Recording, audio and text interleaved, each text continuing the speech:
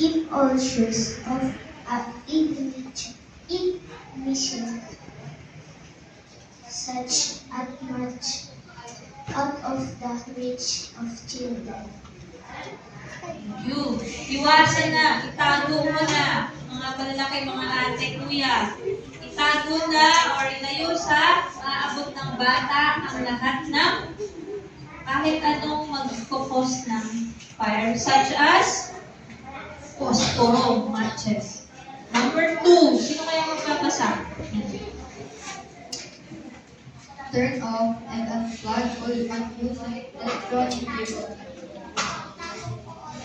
Yung ano sabi doon? Ano sabi na mag-say?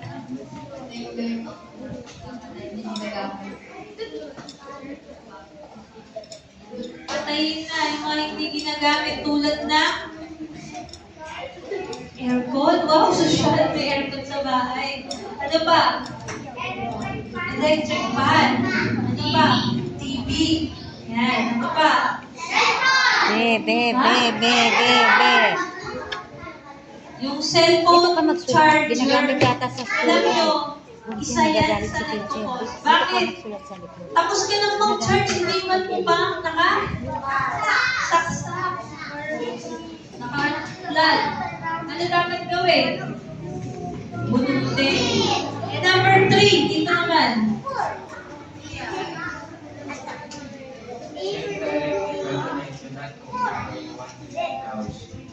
Yan. Gusto mo na palang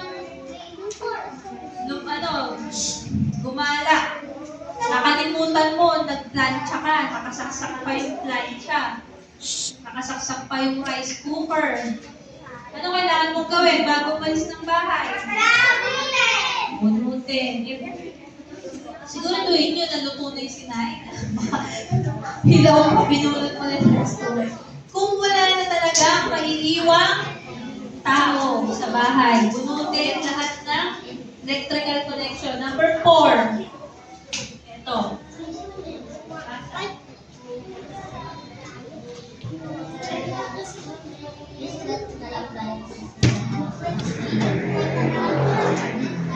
So, ano kayang kaibahan nito?